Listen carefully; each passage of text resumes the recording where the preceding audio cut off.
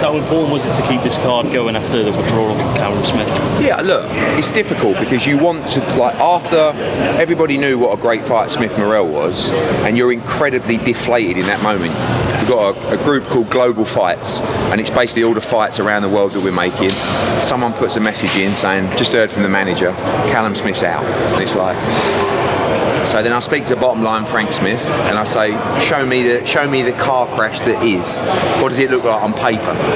And he says, this is how it looks. We've spoken, and you need a very supportive broadcaster, and you also need fluidity from them to move money and, you know, change things about, because they want value as well, but they also see the value in Ben Whittaker, and they see the numbers in Ben Whittaker. And also we had an obligation to him because he'd been messed around a little bit by nobody's fault, but because of the Boots Ortiz fight there was a delay.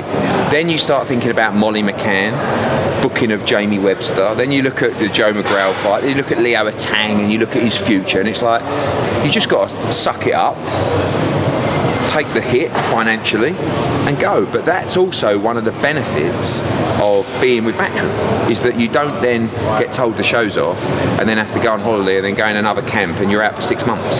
So yeah, it was like, I think I've pulled one show in about 20 years of promoting, so we've got a good track record and we didn't want to do it. What was the injury to Callum?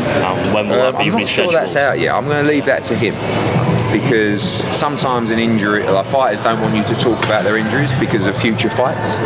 But it was something that was, you know, pretty. I mean, there was no way back basically in the event of the injury, so he'll be out for a while. But not too long, but it's not something that's fixable in 3 or 4 weeks. Look to reschedule that fight? Yes. Matchroom show will yeah. I mean, whatever, but we'd like to do it back here in Liverpool. Yeah. David Morrell obviously wanted to feature on this card against Ben Whittaker. Was that ever an option? No. I mean, look, I don't mind being really transparent, not just with you guys, but with the fans when you talk about the path for Ben Whittaker. Ben Whittaker was an Olympic silver medalist. Ben Whittaker's an unbelievable fighter, but he has very little experience in the professional ranks. Okay, so he came into this fight probably with like 5 or 6 weeks notice anyway. I mean, that's one thing. Then of course he gets 2 weeks notice or 10 days notice to fight David Morrell. I mean, like, no idiot would ever make that fight. Ben would say, I beat Morrell, but like, it's our job and Andy's job to guide him. It wasn't even a consideration. Morrell is an elite fighter at the moment, and we're not ready for that level yet. We will be at that level, and we will be there in 2027, no question. But we've got to give Ben the opportunity. This is a good fight, and Suarez will come to win, and he's dangerous, but Ben should look sensational. Then we go and put a superstar performance together on a sold-out Boots Zayas card. Then he headlines in a big fight in Birmingham, and then we're ready. Eddie. Done, man. How are you? Fantastic. Good. Ben Whittaker looking absolutely sensational at the moment. He looks like Cristiano Ronaldo on Red Bull. Right. He's looking absolutely superb, making his opponents look, you know, slower than a week in jail. How difficult is it for you to match him at the moment, but get him to the level? Because we all want to see him in the big fights. Yes, you do. How difficult are you finding it to get him suitable, respectable, credible matchups? So it's difficult because you've got the pressure of the fans, and when you've got a guy that's, by the way, I don't know how many of you know Ben, but he's very different to what you see on the showreel stuff on Instagram. I mean, he's a very, very quiet, very humble guy. He's a man of deep faith. Like, he's really not like that. Yeah. But listen, I signed him years ago, and then he ended up going somewhere else. And when I was watching him fight, I was like, I don't like this guy. I don't really like him. And then you get to know him, and you realise actually he's unbelievably humble. Like, he's a really good human being. But the perception will be, well, if he's so good, sling him in with Morrell or put him in with Benavidez now. So you've got to ignore the noise and realise how special a fighter you've got, and actually how big he could be if you do it the right way. So you have to match him accordingly, but good enough to get the challenges. What you can't do is allow him to become stale and just like improve in the gym, but then go out. Like the Gavazi knockout was great, but it was a 1-round blowout. So I actually want Suarez to come and really, and he will, by the way, but he might get chinned early because how sharp Ben is as well. But I need the rounds and the experience, because otherwise you do those rounds, a bit like Terra Moana at the moment, random comparison. Tyson, right? I think the future world heavyweight champion. 10 fights, 10 wins, 10 KOs. You put him in, his last fight was in with a guy that went the distance with Suarez and like a lot of these guys. Oh, this is the guy to give him rounds, 1 round, or whatever it is, all over. And it's a bit like a lost opportunity to gain the experience, because you only get that experience every 3 or 4 months. So I really need Suarez to come and just give rounds tomorrow and actually try and put a bit of pressure on. But because of his style, he's going to walk on to all kinds of stuff from Ben Whittaker. And as I said, that was a genuine, comment about what Andy Lee said, which was, I said, Eddie, honestly, like, this guy's just gone to another level. So, we just need these 3 fights. Saturday, New York, then the headline in Birmingham, and a good step up, and then we're ready, I think, for anyone in the division. Is there a little bit of worry about Suarez's knockout record? Yeah. He's obviously got sleeping pills in both hands. Do you know what I mean? More knockouts than I've had hot dinners recently. Is there a bit of concern going into that it only takes one from this brother? It's definitely dangerous. I mean, you saw in the Lyndon Arthur fight, he's rugged, but he punches very hard. He had Lyndon in big trouble. Lyndon come through that fight to win with a knockout late on. It was the last round, or body shots. He's just went the distance with a really good Russian kid as well, and actually lost a majority decision.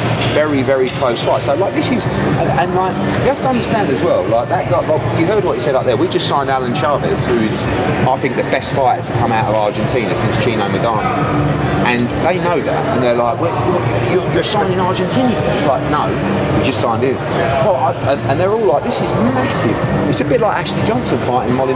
All these people who fight on these shows are like, all I've got to do is win this fight. My career changes forever. So that comes with a different kind of danger. But Ben should be too good in a pretty scary fight. This guy hits so hard though that you have to write him an apology, and it's going to be dangerous. It's going to be difficult. What's your prediction on the fight? Early knockout from Ben? I do think it'll be early actually, because Ben's so sharp, and Suarez is crude. He's dangerous. He's aggressive, but he's crude. And if you make mistakes against, it's like Gavazi. Gavazi was a decent fighter, but he came out a bit nervous, made a mistake, and got punished immediately. So Suarez is better than Gavazi. But I hope we get rounds. But Ben's a sharp shooter. Thank you, Eddie. Hearing Usyk on the stage once again talking about AJ 2027 undisputed. I mean, it must just be music to your ears. Amazing. All the training team and AJ and Usyk, they think. And I do as well, but they think AJ's phenomenal, right? They think, obviously they've shared a ring with him, but they think there's so much more from him. They see his physical attributes, they see how hard he's working, they see his power, they see his fundamentals. Like they're not going around for a laugh telling everyone this guy's going to be undisputed again. I mean, that's a big call. You don't even hear me saying that. I'd like to say we can be 3-time world champion again, but what AJ has is still a lot in the tank and a lot of potential. I know that's a strange word to use at his stage in his career, but I think there's a lot of unlocked potential that, given the confidence and given momentum, I think he can be really, really dangerous again. You've been in that camp. What is it? Is it the recovery? Is it the coach? And what does that offer Anthony Joshua at this stage in his career? I tell you what, right, I've been around boxing camps since I was 7 years old. I left there and I was like, oh my God, I've never seen anything like it. Not even like, you wouldn't turn up and go, wow, what is this place? Like, it's a nice gym and it's a great facility, but it's like the extreme that they go to from the boxing, from the science, from the strength, like from the analysis. And it's not like, I think Ben Davison's one of the best trainers in the world, and a lot of his analysis is done in a boxing sense. Like him and Lee Wiley are unbelievable. They watch tape, they put plans together. This is doctorate. Do you know what I'm saying? So there's doctors in there that are, like, you've got boxing experts, you've got the best strength conditions, you've got the best sports doctors, everyone's sitting there with laptops, everybody's like, strapped up with devices while they're training, everyone's monitored. People are like this. Yes. I'm like, what the fuck's going on here? And I'm watching AJ do his strength and conditioning, and it's like he's training at least twice as hard as he's ever trained, at least. And then you go on, you start realising why Alexander Usyk, who's someone who's got a God-given talent, is able to come out for the 10th round against AJ against Joshua after getting battered in the 9th and just go to another gear and put on what I think was one of the best championship rounds performance in any heavyweight fight, because his engine's unbelievable. And if your engine's unbelievable, if your mind is unbelievable, and if you have a God-given talent, how can you be beaten? And that's why he's never been beaten, and that's why he will probably never be beaten. There's a lot of talk of a 2-fight deal for Anthony. Obviously, we know what that second fight they want is, but I imagine you're at a point now where you do start looking at opponents for Anthony's return. What sort of level would you look at to set up the Tyson Fury fight? That level is really down to Turki Al-Sheikh and the team at Seller, because it's they don't want him to fight a big dangerous fight. Everybody is so invested in the Tyson Fury fight, Netflix, everybody, that they can't afford for this fight to not happen. So we said to them, and I genuinely mean this, like, I won't call it a warm-up because I suppose that is disrespectful, but the Deontay Wilder fight is a great fight for Anthony Joshua to return to. It is much more dangerous than the level that they would like, and we're cool with that as well. Like, we also realise what he's been through and what happened, so we do have to keep that in mind. But at the moment, spirits are so high in camp. We feel like, and all those words from, like, there's a real great momentum, and my gut feeling is it will just be someone from the top, I don't know, 20 or 30 in box rec. Like, I don't, you guys will probably go, oh, him, but it will be a decent fighter, probably someone not dissimilar to Makhmudov's level, I would think. This morning, Simon Jordan said getting knocked out by Daniel Dubois and knocking out Jake Paul doesn't make you the landlord. I mean, what do you make of Simon's comments? I mean, it does kind of make you the landlord when you look at his commercial value. I mean, he just knocked out Jake Paul, which, I don't think that's the greatest achievement in anyone's boxing career, but he did it in front of tens of millions of people around the world on Netflix and made tens and tens and tens and tens and tens of millions of dollars. Tell me a bigger name in the sport right now than Anthony Joshua. Don't see one. Therefore, you're the fucking landlord. So, as far as Simon Jordan's concerned, pay homage to the landlord, and if you're a good boy, we'll rent you out a little property.